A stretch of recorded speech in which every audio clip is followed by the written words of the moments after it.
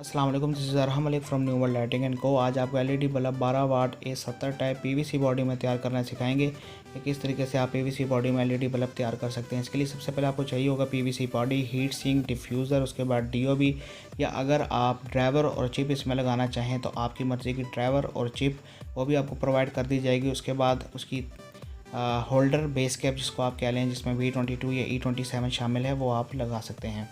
तो बल्ब बनाने के लिए सबसे पहले आपको बॉडी चाहिए होगी। बॉडी पे हमने अपना प्रिंट किया हुआ न्यू वर्ल्ड लाइटिंग एंड को के नाम से, आप जिस नाम का प्रिंट करवाना चाहें हम आपको प्रिंट करके दे सकते हैं। सबसे पहले हम डीओबी को अपनी हीट सिंक ऊपर माउंट कर देंगे आरटीबी कंपोनेंट के ज़रिए। मैंने पहले से ही माउंट करके रखा हुआ ताकि वीडियो बनाने तक ये सूख जाए और बहुत ही आसानी से टांगे लग जाएं।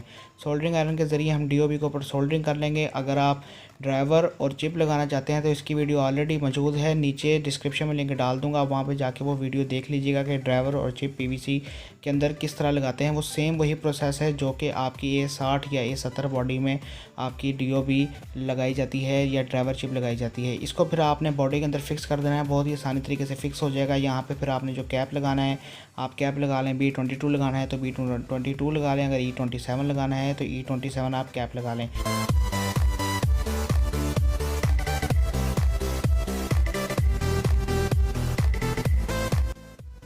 इसके बाद हम इसको क्रिम्पिंग टूल के ज़रिए, पंचिंग मशीन के ज़रिए पंच कर लेंगे, जो कि बेस कैप और बॉडी को आपस में मिला देगा।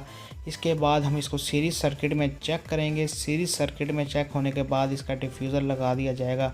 डिफ्यूज़र लगाने के बाद हम इसकी पैकिंग करेंगे। पैकिंग करके इसको हम मार्केट में सेल होने के लिए भेजेंगे। जो लोग अपना एलईडी बल्ब का कारोबार शुरू करना चाहते हैं वो आज ही हमसे रब्ता कर सकते हैं। आपको हर किस्म का टूल और एसेसरीज़ प्रोवाइड करके दी जा सकती हैं।